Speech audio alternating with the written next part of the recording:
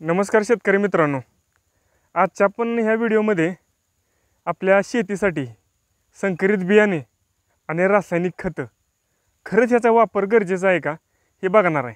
आता समोर तुम्हाला एक पडीक रान दिसतंय आणि एक वयवटलेलं रान दिसतंय. ह्यात कडेला मक्याचं पीक घेतलेलं आहे, आत भुईमूग आहे, हा भुईमूग आहे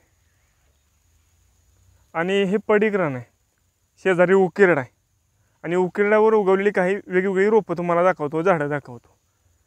हे वांग्याचं रोप आहे, लावलेलं नाही, उकिरड्यावर असंच कुठनं तरी बियाणं पडलं, ते रुजलं आणि वाढलं.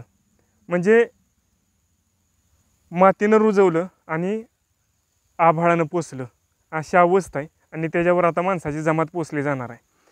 तसेच काही बियाणं मी एक प्रयोग म्हणून लावली होती मक्याची, लाल मका, एक देशी वाण आहे, संपूर्ण लाल दाण्याची मका आहे. हे कुठेही गावतात असं तुम्ही बघताय, कुठेही कसंही लावलं आहे गावतात. नैसर्गिक शेतीचा प्रयोग अशाच पद्धतीनं होत असतात आणि ह्या चाचण्या म्हणा, ह्यातून तपासणी करून पण आपल्या शेतीत ह्याचा प्रयोग केले जातात. असे कितीतरी सेंद्रिय शेती, नैसर्गिक शेती करणारे आमचे मित्र आहेत. आता ते वांग्याचं रोप बघितला तुम्ही, हे टोमॅटोचं रोप बघताय, हेही लावलं नव्हतं. देशी टोमॅटोच्या मोठ्या व्हरायटी अशाच निसर्गात आपल्याला सरप्राईजली मिळत असतात. हे त्याला खाली फळ लागलेलं आहे.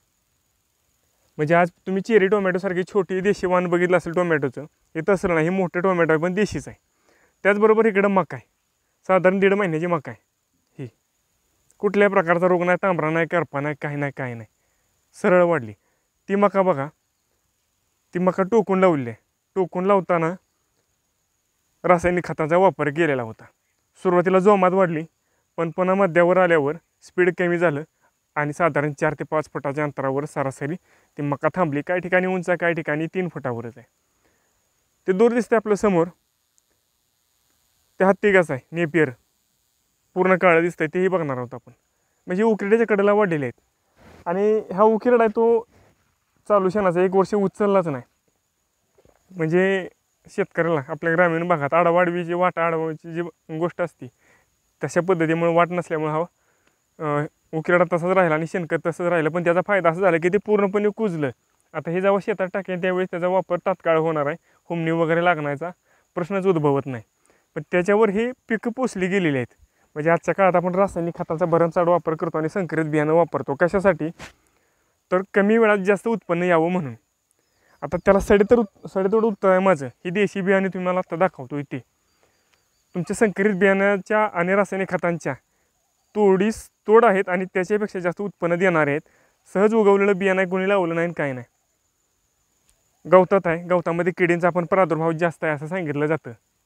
दुकानदार तुमचे कृषी सेवा केंद्रावाले सांगतात, त्यानंतर कृषी सहाय्यक, कृषी अधिकारी सांगत असतील आणि रासायनिक खताचा पुरस्कार करणारे बरेच लोक सांगत असतात. पण हे गवतातच उगवलेलं आहे. आता मी कडचं हे गवत कापून टाकलेलं आहे, थोडंसं उकिरड्यात शेणखत टाकता यावं म्हणून.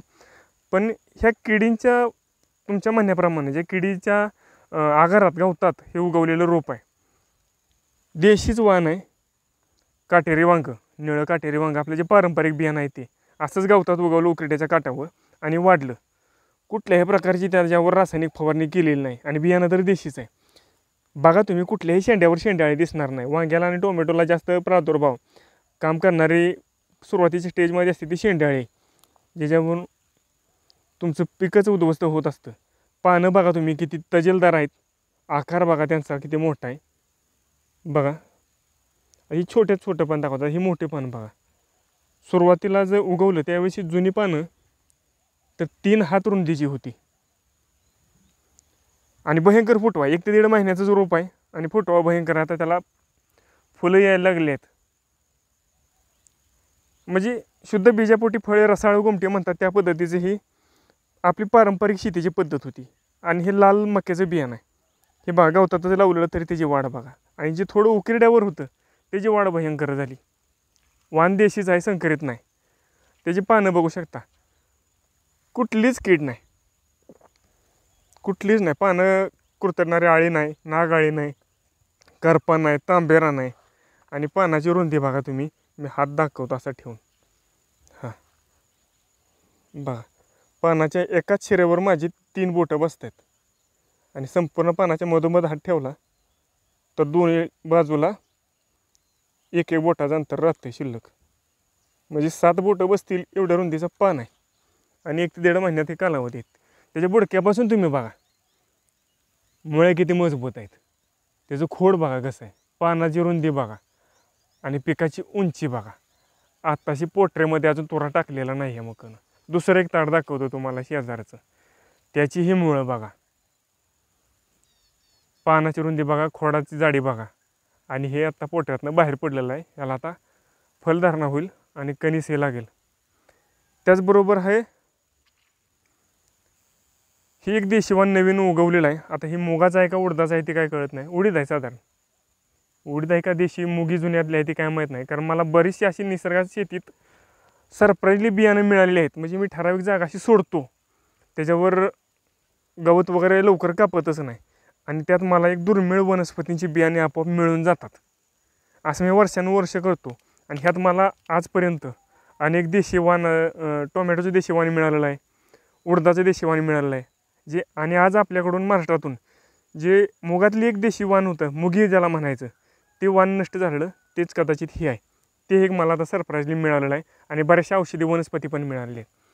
त्याचबरोबर आमच्या आवळ्याचं झाड इथं मोठं होतं, त्याचं आवळ्याचं बी पडल्यामुळे हे आवळ्याचं झाड उगवलं आहे. न लावता त्याला पाणी वगैरे कधीच घालत नाही मी, झाड टवटवीत. आणि हे मगाशी सांगितल्याप्रमाणे हत्तीकास, ज्याला पुस्तकी भाषेत नेपियर म्हणतात, बघा जवळपास 8 ते 10 फूट उंची गेली आणि त्याचं खोड आहे ना एकदम मजबूत आहे, अंगठ्यापेक्षा जास्त जाड आहे आणि 1 टीचभर त्या कांड्याची उंची आहे आणि हिरवंगार आहे आणि मऊ आहे, अजून कडक नाही झालेलं. म्हणजे गुरांना जर चारा द्यायचा झाला तर अशा पद्धतीचा सकस चारा द्यावा. असले हे शेतीचे प्रयोग आहेत. आणि आणखी तुम्हाला ह्याबरोबर मी तुम्हाला दाखवतो फळझाडांच्या बरोबर, किंवा ही मुगी बघितली असेल तुम्ही, इथलं जी देशीवान नामशी झालं ते आता मला मिळाले, मी वाढवणार आहे. आता ते जवळनं बघू शकता तुम्ही कसा डाळा त्याचा वाढलेला आहे बघा, वेल झालेला आहे. तरी उकिडीच्या कडेचं गवत काढताना माझ्याकडून तुटलं होतं, पण पुन्हा त्यानं जोमानं वाढ घेतली. कुठलाच त्याच्यावरही रोग दिसणार नाही तुम्हाला, मी जवळ घेऊन दाखवतो. कुठलाच रोग नाही. कशाला रासायनिक खतांची आणि संकरित बियाण्याची गरज आहे त्याला? काही करायची गरज नाही. पारंपरिक शेती होती आपली, पूर्वजांनी सांभाळून आपल्याला वारशानं दिलेली, तीच उत्कृष्ट आहे आणि आम्ही त्याच्यावर चालत असतो. आता उडदाचे देशीवाण तुम्हाला दाखवतो. दरवर्षी त्याच जागेवर उडदाचे डाळे उगवतात, भयंकर गावतात असतात, पण कुठलाही पानावर रोग नाही, जास्त पावसाचा प्रादुर्भाव कधीच होत नाही आणि वाढ झपाट्या नाही. एवढ्या गावतात वचपीत असून सुद्धा. आता हे शेंगा भरायला लागले आहेत बघा. कुठली शेंगा तुम्हाला कीड दिसते का सांगा मला?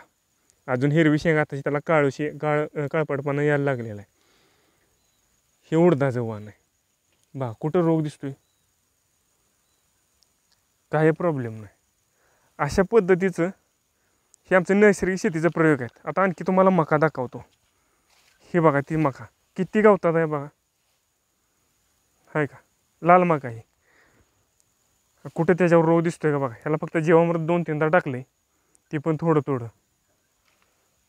अशा पद्धतीचं हे पिकं आणि हे कोणत्या परिस्थितीत आपण प्रयोग घेतोय त्याचं, ह्याच्यावरून आपण एक धडा घेण्याची गरज आहे की आजच्या काळात म्हणजे शेती म्हणजे रेसकोर्स झालेला आहे. स्पर्धेच्या युगात शेती म्हणजे रेसकोर्स झालेला आहे.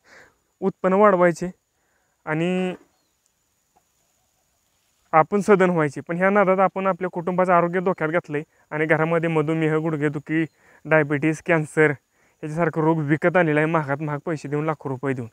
पण त्यात हा खूप मोठा धडा ह्या पिकांच्या माध्यमातून नैसर्गिक पद्धतीने उगवली आपोआप. जे मगाशी म्हटलं की मातीनं रुजवलं आणि आभाळानं पोचलं आणि त्याच्यावर आपली घरं पोचली जाणार आहेत. तर हा धडा आहे की संकरित बियाणं आणि रासायनिक खतं, तणनाशकं, कीटकनाशक ह्यांची आजसुद्धा आपल्याला काही गरज नाही. स्पर्धेच्या युगातसुद्धा फक्त तुम्ही परंपरेने तुमची देशी गाय सांभाळा आणि देशी गायचं शेण, गोमूत्र ह्याच्यापासून जीवामृत बनतं, वेगवेगळे खतं बनतात आणि तुमची देशी बियाणं वापरा. अजूनसुद्धा सक्षम आहे निसर्ग की तुम्हाला देशी बियाणं आणि देशी गायचे शेणखत आणि बैल ह्याच्यावर ह्या स्पर्धेच्या युगातसुद्धा, या स्पर्धेच्या पुढं तुम्हाला 10 वर्षे नेण्याची ताकद ह्या निसर्गात आहे आणि देशी गायीमध्ये. तर ह्या शेतीचा अवलंब करा असं मी तर ठामपणे सांगतो आणि मी सुद्धा तेच अवलंब करतो. धन्यवाद.